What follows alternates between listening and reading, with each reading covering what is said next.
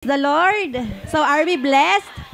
Amen. So I thank God sa pagkakataon po ito na muli pong gagamitin ang aking buhay para maghayag ng salita ng Panginoon. So last time I was here, it was 5 years ago po, yung last ko pong preaching dito. And yun po yung aking first time. And I thank God po sa pagkakataon na ito na muli niyang gagamitin. And nakakatuwa po na makita po ang bawat isa na talagang nandun yung ating fire sa pakikinig, sa paglilingkod at pagpupuri natin sa Panginoon. Amen? So, since minsan lang kami naririto, okay lang po ba na medyo habaan natin ng kokoonte? Amen, no? Since puspos na po tayo ng Holy Spirit sa ating praise and worship, naway ganun din po yung ating desire, no? Habang nakikinig ng salita ng Panginoon. Amen? Okay. So this month po, so hindi na po ako magpapaligoy-ligoy, amen. So this month, meron po tayong panibagong series na sisimulan. Tayo po ay tinawag upang mag-mission. Amen. So according po sa leadership principles, kung ang isang organization or isang grupo or isang church, let's say corporate man yan or sa company, kung wala pong mission, wala pong magandang patutunguhan ang isang church or ang isang company or isang grupo, no? Because without mission, they even don't know or it is not clear enough for them kung bakit sila nag-e-exist. Amen? So, ganun din po sa ating family. Meron tayong, kumbaga may ginugol po tayo na marating, no? Let's say sa personal, meron tayong mga goal and mission. Kaya kung mapapansin nyo po, meron pong nakapaskil dyan na Lamb of God mission statement, vision statement, kasi ito po yung nais na marating po ng Lamb of God, Yamato. Amen? Hindi po yan display, hindi po yan binabasa lang natin, no? Pero, bawat isa sa atin dito, meron pong tungkulin na magkaroon ng ambag, no? Dito sa vision and mission statement na ito.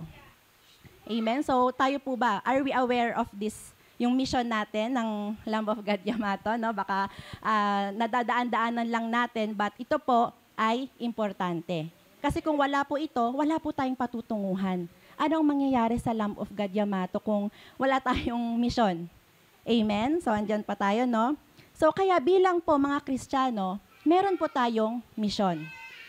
Amen? So, hindi po natatapos ang ating tungkulin sa pagsisimba every Sunday. Nabanggit po ng ating Pastor Richard kanina na hindi lang natin gawin ito every Sunday, but magkaroon po tayo ng transformation sa ating mga buhay. No? Hindi po natatapos ang ating tungkulin right after na tinanggap natin ang salvation. Bagkus ito po ay simula pa lamang. Amen? So hindi po tayo tinawag ng Diyos upang manatili sa ating mga kinauupuan. Hindi po tayo tinawag ng Diyos upang manatili sa ating mga nakasanayan. Okay? So, it's very easy, to stay in a comfort zone, pero hindi po tayo tinawag ng Panginoon to stay sa ating mga nakasanayan. Okay? So, bagkus nais po ng Diyos is for us to live out the mission. So, kung wala pong mission, wala tayong direction. Amen? So, maaring meron po tayong mga katanungan na ano ba yung mission na ibinigay sa akin ng Panginoon? No? Or itong mission na ito, paano ko ba sisimulan? Paano ko ba siya gagawin? Maaring meron tayong mga desire sa ating mga puso na ito yung mission ko, ito yung sinabi sa akin ng Panginoon, pero hindi natin alam kung paano natin ito gagawin or kung paano natin ito sisimulan. Kaya I encourage you po, mga kapatid, na mag-take note po tayo or kompleto natin yung series this month. Hindi lang this month, but sa mga susunod pa nating pag-uusapan. Dahil this month, pag-uusapan po natin yung living the mission. Pero sa ngayon po, atin pong pag-aaralan kung paano po natin sisimulan ang ating mission. No, so baka marindi kayo dahil mission yung aking babanggitin sa araw na ito. But yun po yung ating pag-aaralan. No? Kaya nga po ang title ng paksa natin sa umagang ito is Reaching Together. Okay? Reaching Together. So aabutin po natin ang bawat isa. Amen po. So, ayun po, no, sabi po ng iba, nakakaantok daw po ang aking boses. Kasi masyado daw malamya daw, no? Kaya kapag nakita mo yung kapatid mo, yung katabi mo na inaantok, pakitapik. Sabihin mo, kapatid, may mission tayo. No? So, pakitapik. Dapat ano po tayo, gising, no? At naniniwala po ako na ang salita ng Diyos ay talagang gigisingin at gigisingin tayo. Amen? Amen. Hallelujah. So, bago ko po basahin, although nabasa na po natin kanina yung Mark chapter 2, verses 1 to 12, nais ko pong magtanong ng isang katanungan. No? So, what was the best thing you did for a friend? No? So, what was the best thing you did for a friend or a someone? No? So, maaring nasasagot niyo na po sa inyong isipan, no, kung ano yung pinakamagandang nagawa nyo sa isang kaibigan. So, maaring binigyan natin siya ng damit, ng pagkain, kasi walang-wala na siya, no? Or tinulungan ko siyang maghanap ng trabaho, no? O kaya naman, pinahiram ko siya ng 100 lapad. Hindi ko na pinasole. Oh. 'Di ba? No? So may mga ganong sa buhay natin kung tinulungan natin, no? Sinamahan natin yung ating mga kaibigan, no? Kaya naman sinamahan ko siyang mag-emote kasi broken-hearted siya, no? So kung ano man yung mga best thing na nagawa po natin sa ating mga kaibigan. So tayo po'y dumako, no, sa pagbabasa ng kanyang mga salita sa Mark chapter 2 verses 1 to 12. So, alam kong nabasa na po natin, pero muli, no, basahin po natin ulit. Okay? So, a few days later, when Jesus again entered Capernaum, the people heard that he had come home. They gathered in such large numbers that there was no room left, not even outside the door. And he preached the word to them. Some men came, bringing to him a paralyzed man, carried by 4 of them. Since they could not get him to Jesus because of the crowd, they made an opening in the roof above Jesus by digging through it and then lowered the mat the man was lying on. When Jesus saw their faith, he said to the paralyzed man, "Son, your sins are forgiven." Now, some teachers of the law were sitting there, thinking to themselves, "Why this fellow talk like that? He's blaspheming. Who can forgive sins but God alone?" Okay, so not God alone. Okay. So immediately, Jesus knew in his spirit that this was what they were thinking in their hearts. And he said to them, "Why are you thinking these things? Which is easier, to say to this paralyzed man, 'Your sins are forgiven,' or to say, 'Get up, take your mat, and walk'?" Okay, next po. Ayan. "But I want to know that the Son of Man has authority on earth to forgive sins." So he said to the man, "I tell you, get up, take your mat, and go home." He got up, took his mat, and walked out in full view of them all. This amazed everyone, and they praised God, saying, "We have never seen anything like this." Amen. So salamat po sa pagkabasa ng salita ng Panginoon. So ito po, no, kung ito po yung panahon kung saan maraming pinagaling ang Panginoon. No? Kung mababasa po natin yung Mark chapter 1, yung mga previous chapter, doon pa lang nagpagaling na po siya ng may mga sakit, even leprosy, and he even drove out demons. So sa mga miracles po na ginawa niya, unti-unti na pong nakikilala si Jesus. So kumbaga sa mga nagawa niya po, no, na mga miracles, unti-unti na po siya nagiging famous, no? Nakikilala na po siya. Kaya dito, dinudumog na po siya ng mga tao. Kaya nga nabasa natin kanina, no, when Jesus came back to Capernaum, no, nalaman po ng mga tao na bumalik po siya doon. No? So they gathered in such large numbers that there was no room left, not even outside the door, and he preached the word to them. So ito pong mga panahon na ito, no, it seems like nasa loob po ng isang bahay si Jesus. No? Pero marami na pong mga tao na nakapaligid sa kanya. So imagine, nandito po siya, nagpipreach. So may mga tao po dyan sa entrance door. Let's say, umabot po hanggang doon sa Inageya. So ganun po, kumbaga karami. No? may maari ganun karami, kundi ba punong-puno na po yung room at punong-puno po yung mga tao sa labas. In verse 3, some men came bringing to him a paralyzed man, carried by 4 of them.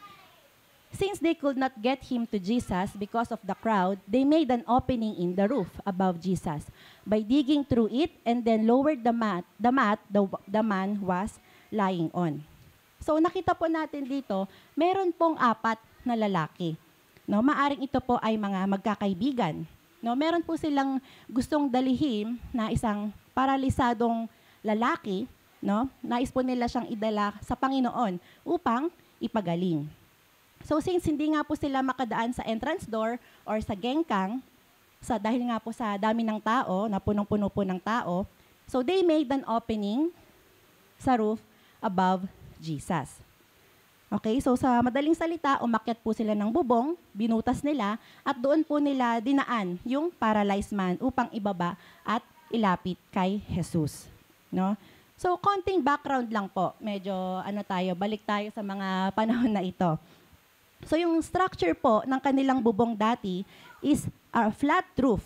No, flat roof po iyon, made of overlaid hay and branches with the thick layers of mud. So sino po yung mga aware sa mga construction dito, yung mga ginagawang bahay. Pero iba pa po yung mga ancient houses noon. So traditionally po, in Jewish houses, meron daw silang hagdan, no, or ladder sa labas ng bahay. Makikita nyo po dito sa ayan po yung, kumbaga, image nung mga bahay po nila dati. So, meron pong hagdan sa labas, no? Kasi yung mga early Christians, doon po sila nag-gather. Kaya may tinatawag na upper room. No? I think nasa Acts na po ang ating Bible study ngayon, so madalas nating maririnig yung upper room. Kaya, imblis na papasok pa sila sa sala, sa first floor, they can go directly sa second floor, which is the upper room. No, so yung roof po nila dati is flat, no? Hindi po katulad ngayon na naka-point yung bubong, no? So yung roof po nila ngayon gawa po ayan po sa makakapal na dayami at mga sanga ng puno. Yung puno ng sycamore or cypress tree kung tawagin. So yan po, no, nakikita nyo po yung itsura or yung structure ng bubong nila dati. So, meaning to say, ito po yung nagawa nilang butasin that time. No? Kung nasaan yung bahay, kung nasaan po si Jesus. So, bakit ko po ito sinasabi? So, upang maunawaan po natin, no, yung sitwasyon ng mga panahon na yon. Kasi kung sasabihin ko lang na binutas yung bubong, ibinaba yung kaibigan nila, parang it's hard to imagine na, okay, parang tapos na doon. So, nais ko na maglaro sa inyong mga isipan kung paanong nangyari that time, no? Hindi man natin fully ma-imagine, but at least makita natin, no, yung picture ng mga panahon na iyon. So, kaya we need to understand the background ng mga verses na ating mga nababasa at yung mga history ng mga verses na ating mga nababasa. Amen po? So, yan po yung bubong na kanilang binutas noong mga panahon na yon. Okay? So, papasok na po tayo sa ating point 1. No? So, sa mga few verses na nakita natin kanina, no, dito po natin nakita na our mission, okay. So, dito po natin nakita na our mission is to lead people to Christ. Okay? Our mission is to lead people to Christ. So, katulad po, no, ng 4 na magkakaibigan na ito, their mission was to bring their paralyzed friend kay Jesus. Okay? Again, hindi po natatapos ang ating tungkulin, no, after nating tumanggap ng salvation. Kasi meron pong iniwan ang Panginoon sa atin na Great Commission. Ano ang Great Commission? Sa Matthew 28:19-20, therefore, go and make disciples of all nations, baptizing them in the name of the Father, and of the Son, and of the Holy Spirit, and teaching them to obey everything I have commanded you. And surely, I am with you always to the very end of the age. So, alam kong gamit na itong verses na ito, no? But I hope naunawaan po natin ito, na ito po yung ating mission. Okay? Again, hindi lang po ito pinapaskil sa mga churches, that our mission is to go and make disciples, but this is the command from the Lord. No? The Lord commanded us to go on a mission, which is to go and make disciples. Okay? So pag sinabi pong disciples, ano po yung una nating naiisip? No, so maaring sharing, no, maaring mga Bible study, yun po yung mga una nating naiisip. Pero gusto ko po i-clear, mga kapatid, no, making disciples doesn't equally mean making a lot of friends.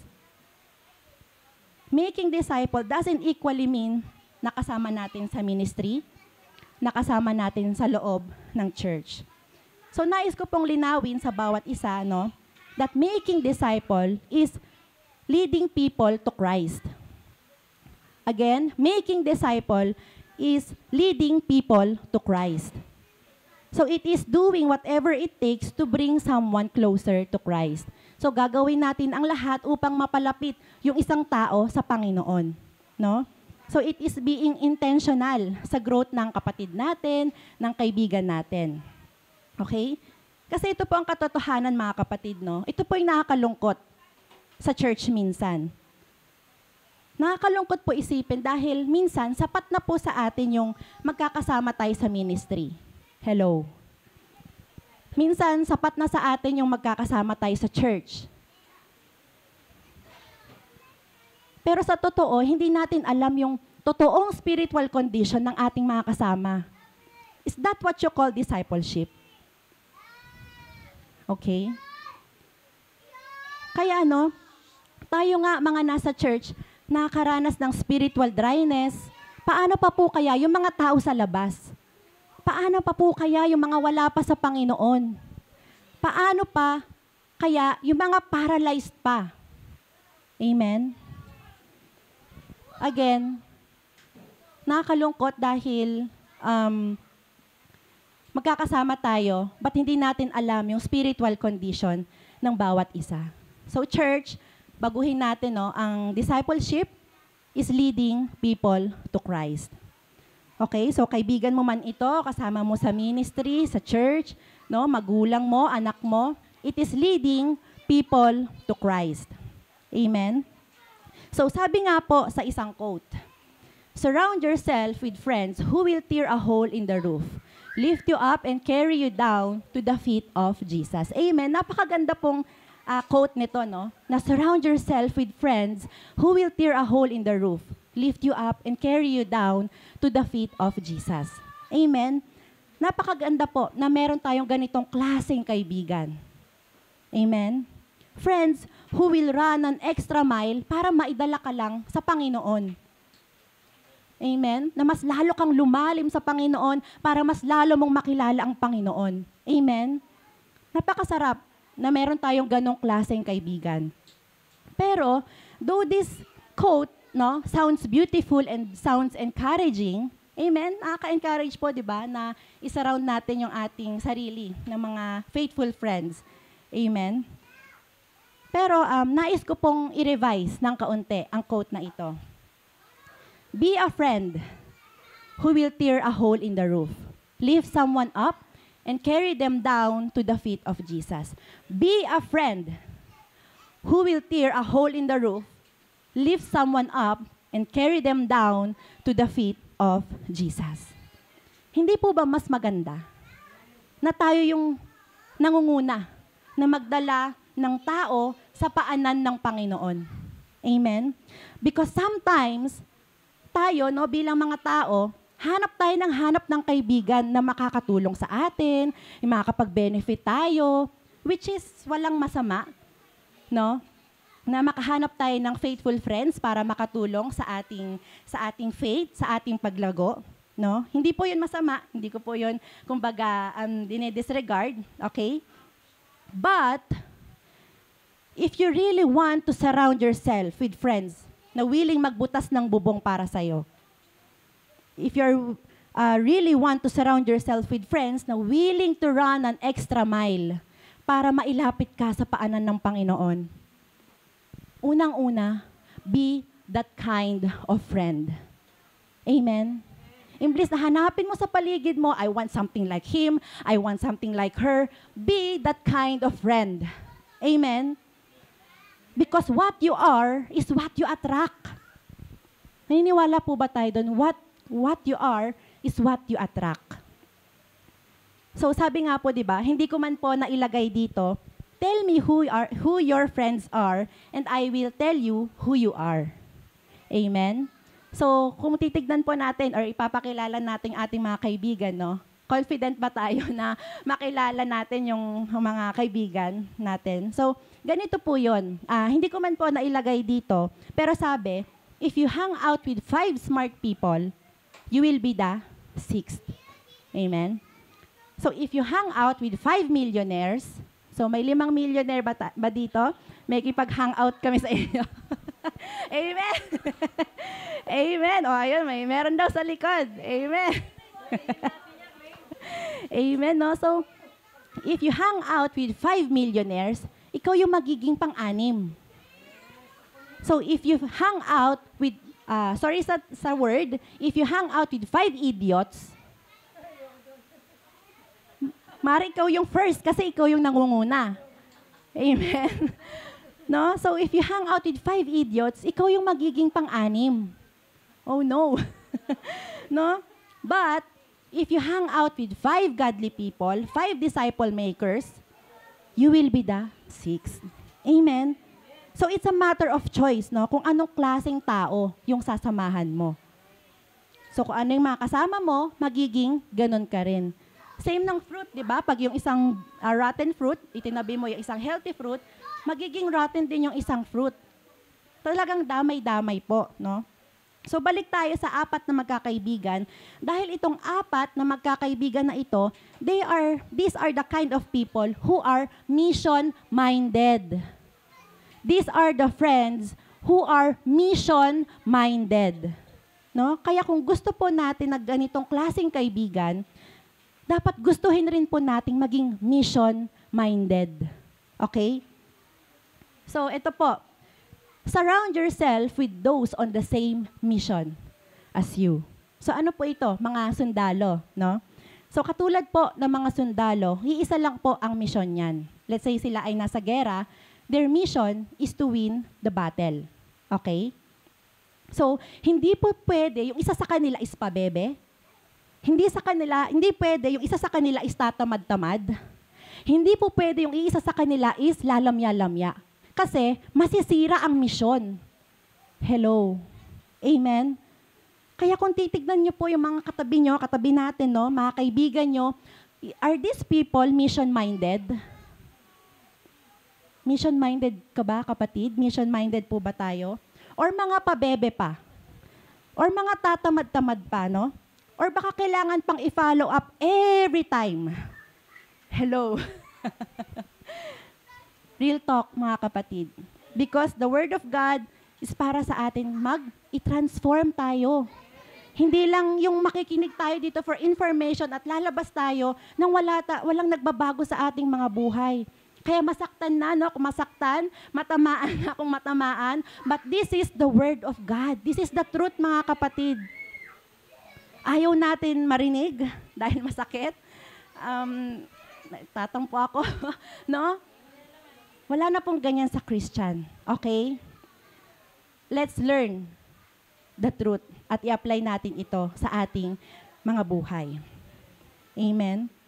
Kaya rin po tayo naririto ngayon sa kinauupuan mo ngayon, sa pananampalataya mo ngayon, because someone was willing to tear a hole in the roof para mailapit ka at makilala mo si Jesus. Amen? So, do we remember those people sa mga buhay natin? Kaya ka nandyan ngayon dahil may taong naglapit sa'yo sa Panginoon. Kaya ka nandyan ngayon dahil may willing to run an extra mile para mailapit ka sa Panginoon. Amen? Do we remember those kind of people sa ating mga buhay? Kaya kapag may nangungulit sa'yo mag-church, no, mag-disciple, mag-Bible study, no, lagi kang pinapaalalahanan ng salita ng Panginoon, no, masakit man para sa'yo yung katotohanan. But kung merong ganong klaseng tao sa buhay mo, consider yourself as blessed. Because that person wants to bring you to Christ.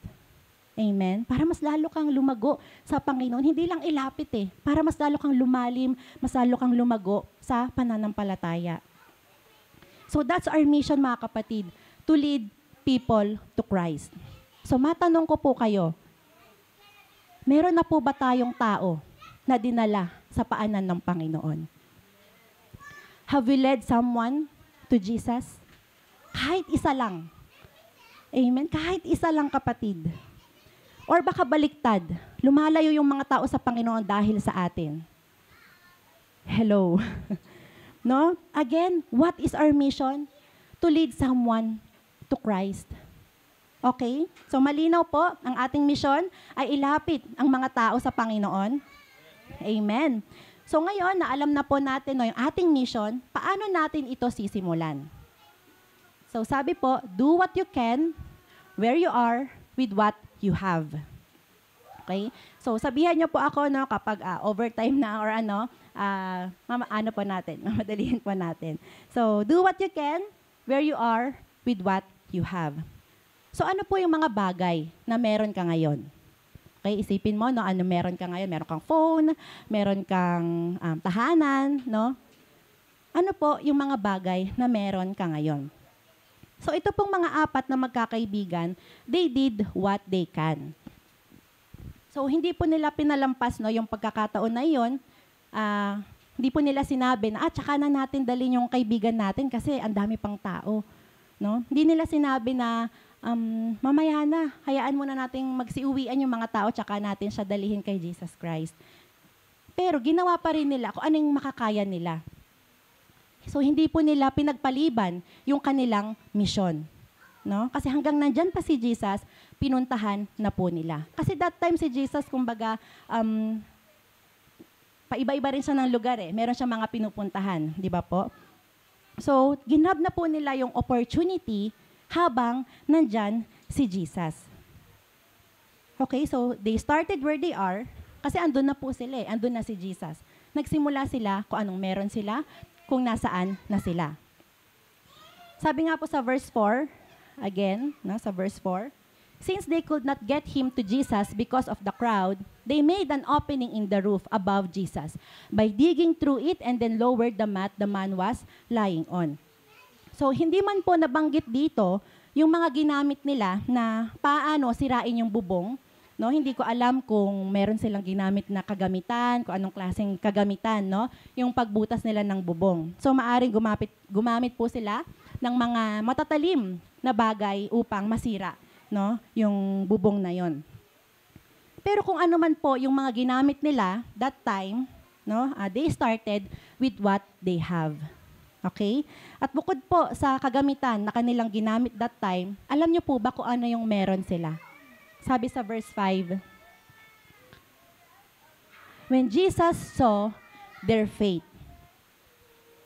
So may faith po yung mga apat na magkakaibigan na ito. No? When Jesus saw their faith, He said to the paralyzed man, "Son, your sins are forgiven." Okay, hindi man natin alam kung anong klaseng kagamitan yung ginamit nila noon para butasin yung bubong, but simply, they had faith. And by the faith of his friends, the paralyzed man was healed and forgiven. Kaya yun po yung kagandahan, if we have faithful friends na nakasurround po sa atin. Amen? So do we have faithful friends around us? Amen? No, we are blessed kung meron tayong mga faithful friends sa paligid natin.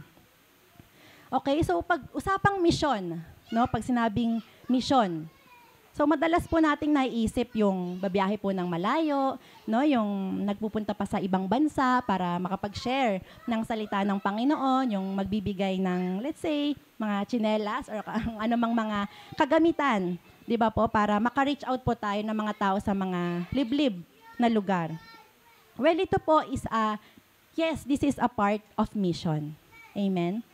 Pero, if you don't have enough resources para magmisyon sa malalayong lugar, kumbaga, wala tayong pamasahe papuntang Vietnam. Paano tayo makakapag-mission sa Vietnam? Wala tayong pamasahe, So, ibig sabihin, we don't have to pressure ourselves. Okay? Kasi pwedeng-pwede ka magmisyon kung nasaan ka ngayon. Tayo ay nasa Japan, so we can mission dito sa Japan. But you have the desire na magpunta ng Vietnam, that's also good. Pero kung wala ka pang enough resources, wala ka pang pamasahe, wala ka pang pambili ng tsinelas, ipapamigay mo, no? Pray to God na i-provide niya yung mga bagay na ito.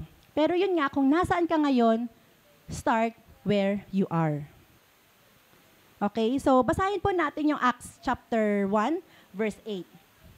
So alam ko, mga nagba-Bible study, no, nadaanan na po ito. Acts chapter 1, verse 8, "But you will receive power when the Holy Spirit comes on you, and you will be my witnesses in Jerusalem and in all Judea and Samaria and to the ends of the earth." So ito po yung time na nag-iwan ng Panginoon ng Holy Spirit to be our guide. No, after niya pong umakyat sa langit, no, after niya pong bumalik sa kanyang Ama.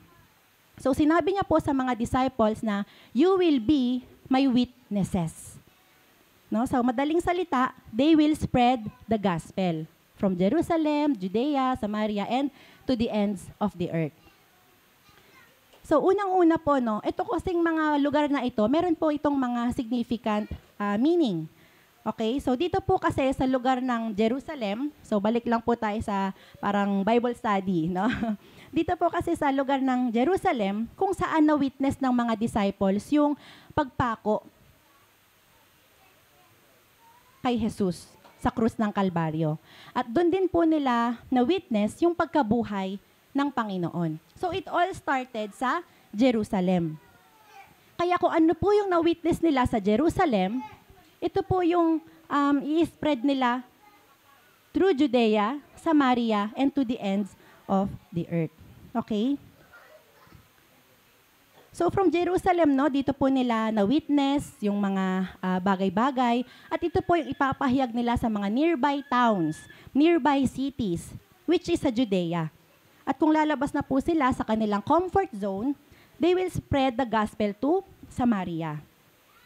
At sa Samaria naman po, no, dito po nakatira ang mga Samaritans, which was that time is hindi po nakikipag-ugnayan ang mga Hudyo sa mga Samaritano. Okay? So sa madaling salita, no, kaaway nila ang Samaria, ang Samaritans. So hindi po sila masyadong close. Okay? Wala po silang ugnayan, hindi po sila nakikipag-ugnayan. And also, kung titignan po natin sa map, geographically, ang Jerusalem po, dito po sa pinakababa, part po siya ng Judea. At yung Samaria naman po is sa north ng Judea. So, palawak, no, yung kanilang territory. So, kumbaga dito po sa atin, let's say, starting from Yamato, and then we will go to Yokohama, and then to Tokyo, Saitama, and until the ends of the earth. Amen? So, nandito tayo sa Yamato, start tayo sa Yamato, no? And then going to Yokohama, going to Tokyo, no? Saitama, and to the ends of the earth. Amen? Sana nakaka-move on na tayo, no? Sana hindi lang tayo dito sa Yamato, but I hope nalalawakan na po natin yung ating territory. So, ito pong mga lugar na ito, Jerusalem, no, is where you are right now. Okay? So, ito po yung chart. Ayan. So, Jerusalem is where you are right now. So, you can witness by sharing to your family, to your friends, at sa church. Ito yung kung nasaan ka ngayon. Okay. So, maya na yan. No, at sa Samaria naman, ay sa Judea naman, if medyo lalawakan po natin yung ating circle, no, you can be a witness sa mga taong nasa labas. No, maybe mga kapwa nating Pilipino, mga hindi pa natin masyadong kilala, maybe sa workplace, and sa ating community. Ito po yung ating Judea. So sa Samaria naman po, lalabas na tayo sa ating comfort zone. No? So mag-share na po tayo ng gospel sa mga taong iba ang paniniwala, iba ang culture, iba ang language. No? Lalabas tayo sa ating comfort zone at yun yung ating Samaria. And to the ends of the earth, yon hanggang ma-reach na natin yung mga malalayong lugar. Amen po. So mga kapatid, bakit ko po ito sinasabi? No? Ate Mika, alam na namin yan. No, napag-aralan namin sa Bible study. Pero sinasabi ko po ito, no, Kasi minsan sa ating pagmimisyon, minsan gusto na nating pumunta sa ends of the earth.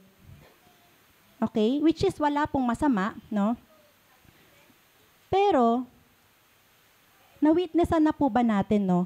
Yung Jerusalem natin. Yung ating family, yung ating friends, ating, let's say, kasama sa church, no? Nagawa na po ba natin? Na-share na po ba natin ng gospel? Kasi sa kagustuhan po natin no, na magmisyon sa malalayong lugar, which is not bad if may ganun po tayong desire. So, i-reach out po muna natin no, yung mga taong malapit sa atin. Yung abot kamay natin. Kaya nga yung topic natin ngayon is reaching together. Amen? Pero actually, no, sa panahon natin ngayon, it's easy na makapag-spread ng gospel no, sa maraming tao through social media. Amen po. So, if titignan po natin yung ating mga Facebook post, nakakatulong po ba tayo sa pag-spread ng gospel? Amen? Or baka puro mukha natin nakikita no, sa social media. But, ayun nga, kung ano yung meron tayo ngayon, meron tayong phone meron tayong internet, meron tayong Facebook, then let's use that to reach other people. Okay? So, balik po tayo sa 4 na magkakaibigan. So actually, no, kung gugustuhin man po nila, pwede po silang magmisyon sa malayo. Pwede po silang pumunta sa ibang lugar. Pero that time, merong isang kaibigan na nangangailangan. So anong ginawa nila? They act right away. No, so ganun din po sa atin mga kapatid. We can start our mission kung nasaan po tayo ngayon. So maaring may kaibigan ka ng need ng comfort, need ng encouragement, maaring may family member ka na nangangailangan ng prayer, yung magulang mo, yung anak mo, no? May mga ka-churchmate tayo, no, na nangangailangan ng sense of belongingness. Are we accepting them, no? So yung mga tao po na kayang abutin ng ating mga kamay, we can start our mission through them. Okay? So bago tayo lumayo, kasi pwede naman yon by God's grace, we can start to reach people, yung mga malalapit po sa atin. Amen? So, doing what you can, where you are, and with what you have. Amen po? No? So, doon po tayo magmi-mission kung nasaan tayo ngayon. Okay? We can start our mission kung nasaan po tayo ngayon. Okay, so, sa ating pagmi-mission, no? Nakita nyo na po, no? We must not fear. Okay, sa ating pagmi-mission, we must not fear. Wala po tayong dapat ikatakot. So, sino po yung nakakaramdam ng takot dito, no? Every time they share the gospel. Amen? No, valid po, no? Or baka hindi natin nararamdaman yung takot kasi hindi naman tayo nag-share. 'Di ba? So, magkaiba po 'yon, no? Yung baka hindi nga natin nararamdaman yung takot kasi hindi naman tayo nagbabahagi. Okay? So, minsan nakakaramdam po tayo ng takot. No, kapag nag-share po tayo ng gospel. Lalo na, yung na-sharean pala natin is maalam sa Bible, no? Amen? So, kaya naman, iba yung kanyang paniniwala, no? Paano mo ma-share or paano mo, kumbaga, maipagtatanggol, let's say, yung sarili mo, no? Yung salita ng Panginoon.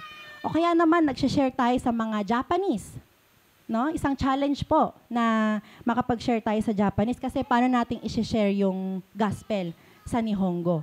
Diba? Kaya God bless po, Pastor Richard sa JLPT.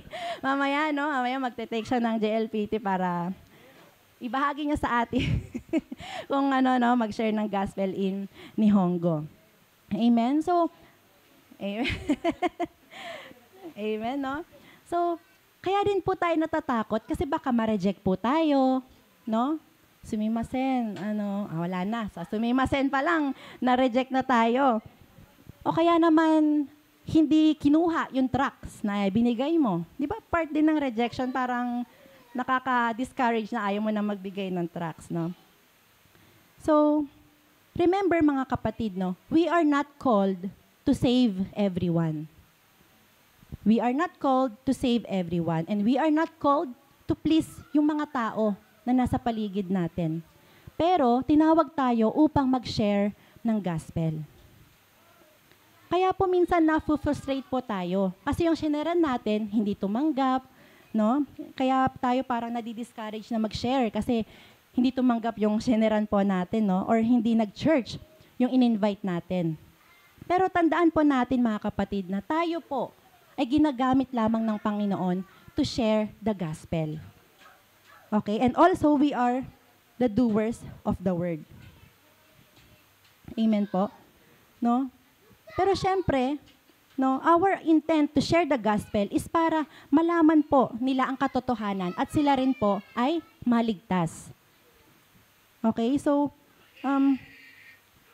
wala po tayong kakayahan upang magligtas ng tao. Amen? Minsan na po natin yung role ng Panginoon at yung role natin. Yung role ng Panginoon, siya yung magsisave sa tao. At tayo naman yung mag-share ng word sa tao. Amen po? So, minsan nga, na-frustrate po tayo dahil, yun nga, hindi natin sila nasisave or hindi natin sila napatanggap. Yung mga ganong bagay po, no? But as long as you did your part, yun po ay naintindihan ng Panginoon. Amen po? Siya na yung bahala na mag-work sa taong iyon. Okay? So, again, we cannot force salvation sa tao. No? Because salvation is ultimately in God's hands. Sabi nga po sa Romans 1:16, ayan, "For I am not ashamed of the gospel, because it is the power of God that brings salvation to everyone who believes, first to the Jew, then to the Gentiles."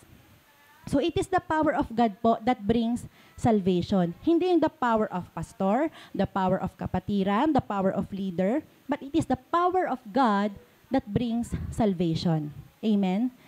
So alam niyo po ba, no?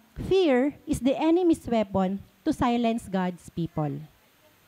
Again, fear is the enemy's weapon to silence God's people. So gusto po ng kaaway na matakot po tayo, no, para hindi po natin ma-share yung gospel. Kasi alam po ng kaaway na effective witness ka. Na effective yung testimony mo, no? That's why the enemy is shutting your mouth para wala nang makarinig ng kabutihan ng Panginoon. No? At kung minsan, yung kaaway po natin, yung ating sarili, yung ating pag-iisip, yung pag-overthink po natin, mga kapatid. Pag nag-share ako, baka sabihin nilang OA ko.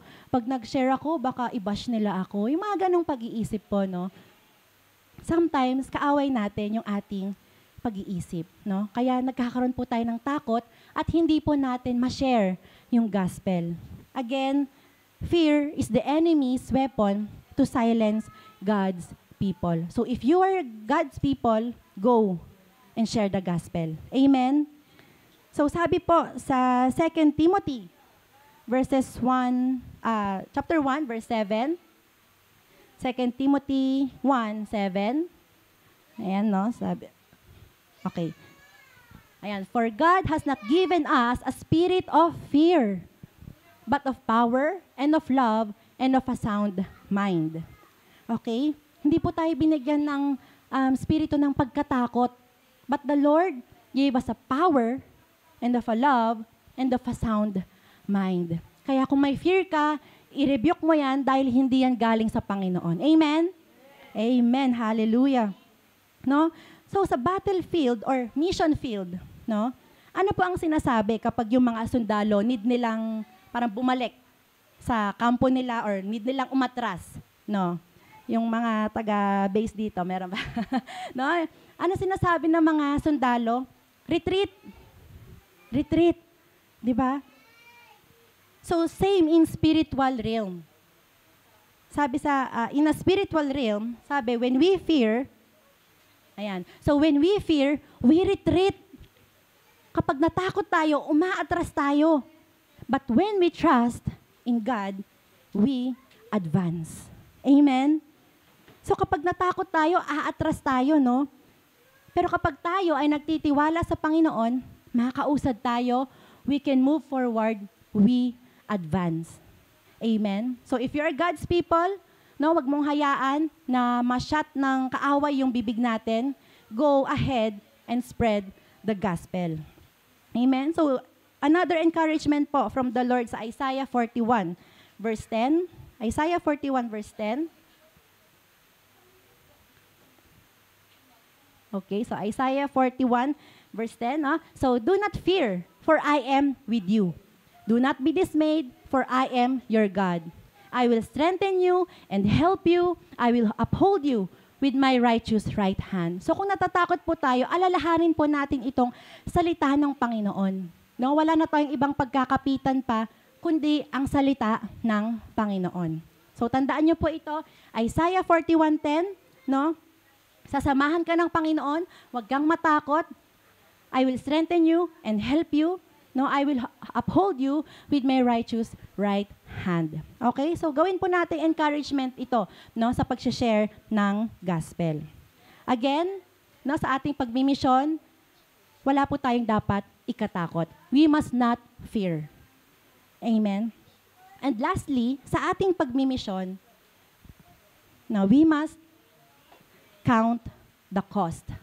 Ayan, we must count the cost. So sa atin po pagmimisyon, hindi po lahat papabor. Amen? Sa ating pagmimisyon, hindi po lahat matutuwa. Sa ating pagmimisyon, no, hindi lahat okay sa'yo. At yun po yung cost nun. No, may kapalit, no? Merong cost. Even yung nangyari po kay Jesus, no, nung pinagaling niya po yung paralyzed man, nakita po natin na nagmumurmur yung mga Pharisees. Meron pong sinasabi, or nasa isip nila, no, nag-iisip sila. No, meron silang sinasabi sa kanilang mga isip, which is sa verse 6. Sabi po sa verse 6, okay, so hindi ko po ata nalagay, pero sabi sa verse 6, now some teachers of the law were sitting there, thinking to themselves, why does this fellow talk like that? He's blaspheming. Who can forgive sins but God alone? Okay? So, sabi po ng mga Pharisees sa kanilang isipan, sino ba itong taong to? Ba't siya nagpapagaling? Blasphemy yan. No? So, kumbaga, sa isip-isip nila, kontra sila sa ginagawa ng Panginoon. Okay? But Jesus continued to heal and forgive the paralyzed man as part of his mission. So minsan po, no, sa ating pagmisyon, makaka-encounter po tayo ng mga opposition, criticism, hindi po lahat susuport, hindi lahat magtitiwala, even persecution, no, dahil sa ating pananampalataya. Sabi nga sa Matthew 5:10-12, blessed are those who are persecuted because of righteousness, for theirs is the kingdom of heaven. Blessed are you when people insult you, persecute you, and falsely say all kinds of evil against you because of me. Rejoice and be glad, because great is your reward in heaven. For in the same way they persecuted the prophets who were before you. Amen. So blessed are those who are persecuted. Sa pagmimisyon mo, maaaring i-persecute ka, pero blessed ka. Amen. Kaya kung ano man po yung mararanasan natin sa ating pagmimisyon, sa pagbabahagi ng salita ng Panginoon, no, we should rejoice and be glad because great is our reward in heaven. Amen? So sabi ko nga po no, previously or dati po, na mas okay nang maghirap tayo ng paulit-ulit dito sa mundo kesa naman magdusa tayo habang buhay sa impyerno. Amen? So endure mga kapatid. I-persecute ka man, endure. No? Because great is your reward in heaven. Amen? So, alam niyo po mga kapatid, no, ito po, real talk lang. No? Let me share my testimony. Nung kami po ay tinawag ng Diyos na sa Tsukuba, na i-assign po kami sa Tsukuba, I thought I lost people. I thought I lost friends along the way. No? So, unang-una kasi, comfort zone po namin ang Yamato. Dito po kami lumaki, no? Mga naka-witness po sa aming buhay, no? So, nung kami po ay nadala doon, kumbaga ilang months po kami bago, let's say, maka-move on yung aming mga puso. Siyempre, mahal na mahal namin kayo. We are attached to everyone. Mahirap po yung, kumbaga, lumayo, di ba po?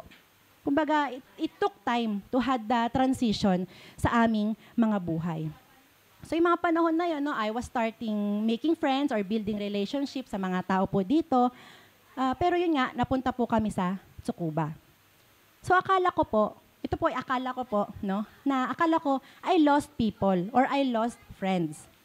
Pero, kumakailan, no? Pinaunawa po sa akin ng Panginoon na binigyan niya po ako ng panibagong misyon. And hindi lang po ako may misyon. Of course, kayo rin nandirito, lahat tayo is may misyon.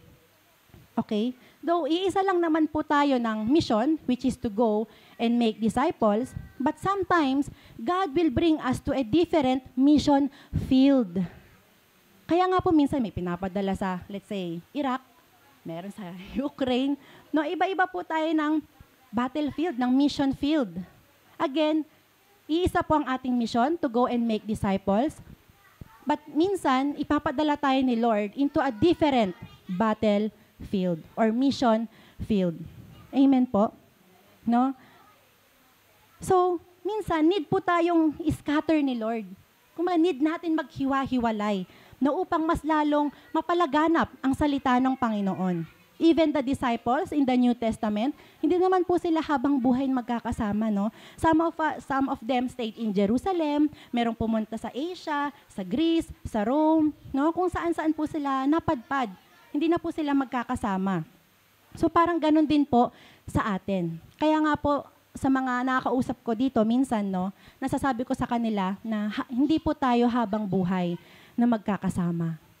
But of course, makikita pa rin tayo sa langit, no? Kung ma-fulfill natin yung ating mission. Amen? Amen.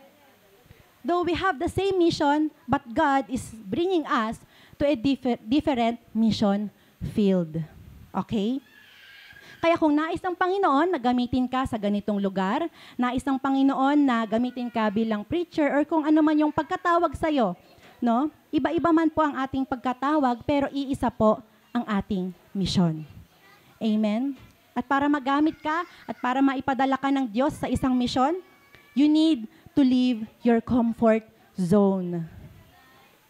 Tanungin ko po kayo, ano yung comfort zone nyo, mga kapatid?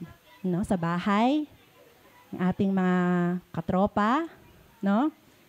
Yung ating ministry, sanay na tayo sa ministry, gamay ko na yan, comfort zone ko na yan. Di ba po? Yun yung ating mga comfort zone. At para magamit ka ng Diyos, you need to leave your comfort zone. And that is costly, mga kapatid. That is costly. Sabi nga po no, sa isang quote, you can't fulfill your calling in your comfort zone. Paano kapag tinatawag kang magpastor, pero hindi mo mabitawan yung, yung mag-example. Mayroon kang bagay na hindi mabitawan, no? Pero tinatawag ka ng magpastor Pero hindi mabitawan yung comfort zone mo. Tinatawag ka para umawit, pero meron tayong fear. No? Alam ko, lahat tayo, may pagkatawag ang Panginoon sa atin. Hindi ko man alam yon dahil it's between you and the Lord. Pero, no, kung hindi mo mabitawan yung comfort zone mo, you will stay the same. Sabi nga, comfort zone is a beautiful place, but there's no growth in it. Amen? So sabi po sa Matthew 16:24, Matthew 16:24, malapit na po tayong matapos. Yan, no? Then Jesus said to His disciples, whoever wants to be my disciple must deny themselves and take up their cross and follow me. No? Must deny themselves and take up their cross and follow me. So sa discipleship or sa pagdi-disciple natin, sa pagmimisyon po natin, imagine you have a sword. Meron ka pong espada. No? Imaginein mo, sa pagmimisyon mo, meron kang hawak na espada. And then, in the end of the day, haharap ka sa Panginoon, ano po yung gusto niyang makita? Or ano ang gusto niyang makita niya? No? Ano yung ihaharap mo sa Panginoon? Yung malinis na espada or ang duguang espada? No? What's the no, ilagay niyo po sa inyong isipan. Sa pagmimisyon, meron kang espada, no? Pero, ano yung ikatutuwa ng Panginoon? Yung malinis na espada o yung madugong espada? Amen, madugong espada, no? Mas magagalak ang Diyos, mas malulugod ang Diyos kapag duguan ang iyong espada. Bakit? Amen, no? Kasi sa kabila ng hirap, sa kabila ng mga persecution, inilaban mo. Amen? Iniwan ka man ng mga taong dinisciple mo, minisyonan mo, binigay mo yung buong buhay mo sa Kanya, nawalan ka ng mga kaibigan, pero lumaban ka. Sa kabila ng hirap, no, pagod mo sa ministry, puyat, pagpe-prepare ng mga ganitong bagay, ang aga sa church, tapos late na makakauwi, no? Okay na duguan ang espada mo kasi lumaban ka. Amen? No, sa kabila ng mga pagtitiis sa iyong buhay, ang dami mong problema sa buhay, sa pamilya, sa pera, sa sarili mo, pero hindi ka sumuko sa pananampalataya mo, no? Malulugod ang Diyos na makitang duguan ang iyong espada. Wala man nakaka-appreciate sa'yo, walang nakakakita sa'yo, pero nakikita ka ng Diyos na duguan ang espada mo. Amen? So mas nalulugod ang Diyos, mas mag-glorify siya dahil lumaban ka. Yung tipong gumagapang ka na sa pananampalataya mo, physical drain ka na, spiritually drain ka pa, no? Pero inilaban mo. Amen? Ngayon, kung titignan mo yung espada mo, duguan ba, kapatid? Or malinis pa? Come on, imagine your sword, no? Duguan ba? Or nakikita mo pa yung reflection mo kasi sa sobrang linis? No? Or naka-display. Naka-display yung yung espada mo, hindi mo ginagamit. Kinalawang, no? Hello. Tignan mo yung espada mo ngayon. Duguan ba, mga kapatid?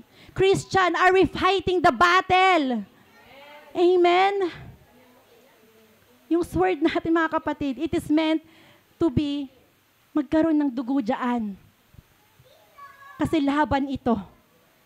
Amen? Hallelujah. Kaya ngayon, no, kung malinis pa yung espada mo, lumaban ka. Mag-disciple ka.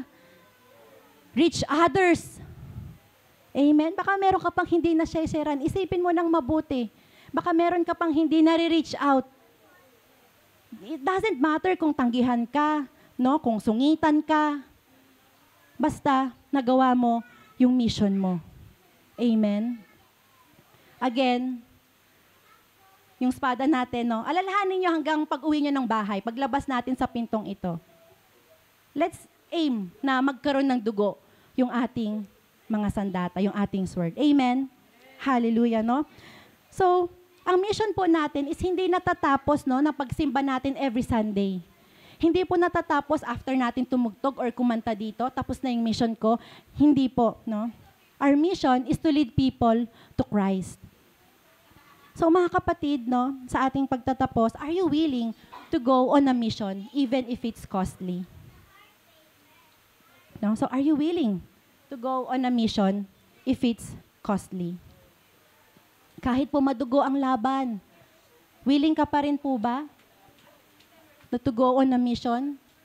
Kahit it will cost your relationships, kahit it will cost your comfort zone, kahit it will cost your desires, mga personal mong pangarap, no? Minsan masasagasaan yung mga personal nating pangarap, no? Minsan kailangan natin itong isang tabi para magawa yung ating mission. Mission to lead people to Christ. Are you willing to take up your cross and follow Jesus through your God-given mission? Amen?